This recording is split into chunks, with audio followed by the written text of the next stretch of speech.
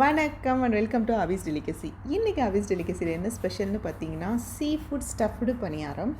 So ரொம்ப இன்ட்ரெஸ்டிங்கான recipe. உங்கள்கிட்ட பனியாரமாக இருந்துச்சுன்னா குயிக்காக இந்த ரெசிபியை செஞ்சிடலாம். குட்டீஸ்க்கெல்லாம் ரொம்ப ரொம்ப பிடிக்கும். ஸோ வாங்க எப்படி செய்கிறதுன்னு பார்க்கலாம். இந்த பனியாரம் இதுக்கு வந்து 1/2 kg ப்ரான்ஸ் வாங்கியிருக்கேன். இது வந்து நல்லா இந்த மாதிரி வாஷ் பண்ணி எடுத்து வச்சுக்கலாம். அண்ட் தென் ஒரு பெரிய வெங்காயத்தை வந்து நல்லா சாப் பண்ணி எடுத்துக்கலாம். இதெல்லாம் அப்படியே வச்சுக்கலாம். பட் தென் ஒரு பேஸ்ட்டு பண்ணணும். அதுக்காக வந்து 2 பச்சை மிளகா, ஒரு தக்காளி, கொத்தமல்லி தழை, அண்ட் தென் 4-5 பல் பூண்டு இதெல்லாம் எடுத்துகிட்டு இதை வந்து ஒரு மிக்ஸி ஜாரில் ஆட் பண்ணிவிட்டு நல்லா இதை பேஸ்ட் பண்ணி எடுத்து வச்சுக்கலாம். இந்த ப்ரான்ஸ் ரெசிபி வந்து இஞ்சி கூட போட தேவையில்லை, ரொம்ப சூப்பராக இருக்கும். Simple recipe. ஸோ இப்போ இதை வந்து நம்ம ஒரு மிக்ஸி ஜாரில் ஆட் பண்ணிவிட்டு பேஸ்ட் பண்ணி எடுத்துக்கலாம். ஸோ இது வந்து நம்ம பனியாரத்துக்கு செய்கிற ஸ்டஃபிங்கான கிரேவி. இப்போ இந்த பேஸ்ட்டில் பார்த்திங்கன்னா கொத்தமல்லி தழைலாம் ஆட் பண்ணி செய்கிறதுனால இந்த ப்ரான்ஸோட டேஸ்ட் வந்து வேறு லெவலில் இருக்கும், சூப்பராக இருக்கும். ஸோ வாங்க நம்ம செய்ய ஸ்டார்ட் பண்ணிடலாம். ஒரு கடாயில் எண்ணெய் ஊற்றிக்கலாம். நல்லெண்ணெய், கடலெண்ணெய், உங்கள்கிட்ட எந்த எண்ணெய் இருக்கோ நீங்கள் அதை ஆட் பண்ணிக்கலாம். அண்ட் தென் கடுகு வெந்தயெல்லாம் எதுவும் தாளிக்க தேவையில்லை. நேராக நீங்கள் குட்டி குட்டியாக நறுக்கி வச்சுருக்கிற வெங்காயத்தை இந்த மாதிரி ஆட் பண்ணி வதக்கினா போதும்.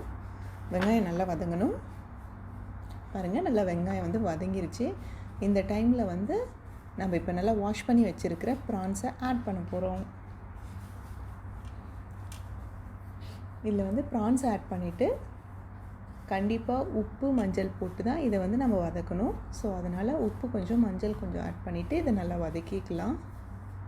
பாருங்கள், ப்ரான்ஸ் எவ்வளோ அழகாக இருக்குது, குட்டி குட்டியாக இருந்தது. இதில் வந்து பெரிய ப்ரான்ஸும் கிடைக்கும், பெருசும் கூட வாங்கிக்கலாம். நான் இந்த தடவை வந்து ஸ்மால் சைஸ் தான் வாங்கியிருந்தேன். ஸோ இப்போ இதில் வந்து உப்பு, மஞ்சள் பொடி ஆட் பண்ணிக்கலாம்.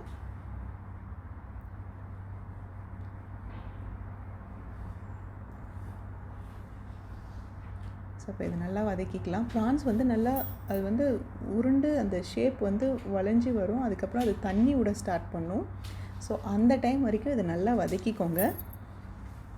இப்போ பாருங்கள், தண்ணி விட ஸ்டார்ட் பண்ணிடுச்சு. இந்த டைமில் நம்ம அரைச்சி வச்சுருக்கிற பேஸ்ட் ஆட் பண்ணிக்க வேண்டியது தான். ஸோ இப்போ இந்த பேஸ்ட்டை ஆட் பண்ணிவிட்டு இதை நல்லா ஒரு 2 to 3 minutes நல்லா வதங்கணும். அப்போ தான் அந்த பச்சை வாசமெல்லாம் போகும்.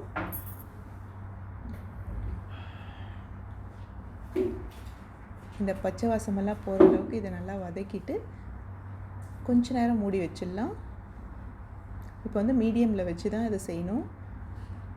இப்போ பார்த்திங்கன்னா நம்ம ஆட் பண்ணுற மசாலாவெல்லாம் ஆட் பண்ணிக்கலாம். இல்லை, நான் நிறைய மசாலா ஆட் பண்ணல, கொஞ்சம் மிளகாய்த்தூள். இது வந்து குழம்பு மிளகாய்த்தூள் வீட்டில் யூஸ் பண்ணுறது, 1 டீஸ்பூன் ஆட் பண்ணிக்கோங்க. அண்ட் தென் இன்னும் 1 டீஸ்பூன் வந்து கரம் மசாலா. இதை மட்டும்தான் மசாலா ஆட் பண்ணியிருக்கேன். ரொம்ப மசாலா இருக்காது, பட் டேஸ்ட்டு சூப்பராக இருக்கும். நம்ம தக்காளி, கொத்தமல்லி தழை, பச்சை மிளகாய் இதெல்லாம் அரைச்சி போட்டிருக்கிறதுனால அந்த பூண்டோட டேஸ்ட்டும் நல்லா சேர்ந்து ரொம்ப நல்லாயிருக்கும்.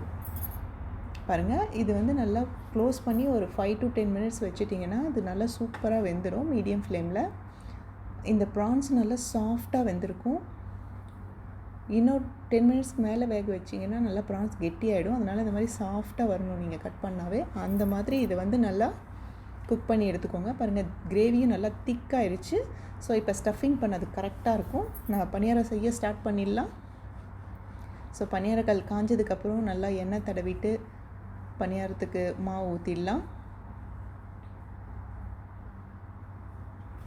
ஸோ பனியாரம் அப்படியே செஞ்சு கொடுத்தா பசங்க சாப்பிட கஷ்டப்படுவாங்க. அதுக்காக இந்த மாதிரி ஸ்டஃப் பண்ணி கொடுத்து பாருங்கள், ரொம்பவே சூப்பராக இருக்கும். இது நல்லா ஒன் சைடு பனியாரம் வேகணும். அது வெந்ததுக்கப்புறம் திருப்புறதுக்கு முன்னாடி நம்ம வந்து ஒவ்வொரு ப்ரான்ஸாக எடுத்து இந்த மசாலா கூட சேர்த்து நம்ம இதில் வைக்க போகிறோம்.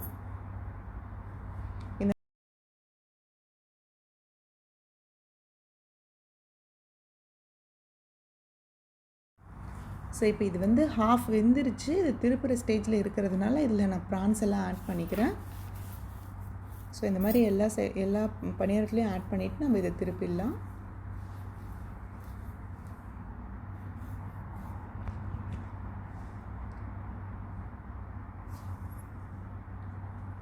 பாருங்கள், நல்லா வெந்திருக்கு ஒரு சைடு.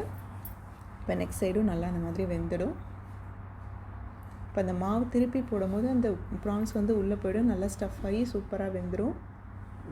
இந்த பணியாரத்தில் பார்த்தீங்கன்னா உள்ளே அந்த ஸ்டஃபிங் இருக்கிறது ஃபுல் பணியாரத்துக்கும் அந்த ஃப்ளேவர் நல்லா கொடுக்கும். அது வந்து கடித்து சாப்பிடும்போது உள்ள ப்ரான்ஸ் நல்லா ஒரு சாஃப்டாக இருக்கும். பாருங்கள், பணியாரம் ரெடி ஆகிடுச்சு. பார்க்கவே சூப்பராக இருக்குல்ல. ஸோ இதில் வந்து நீங்கள் சட்னி வச்சு சாப்பிட்லாம்.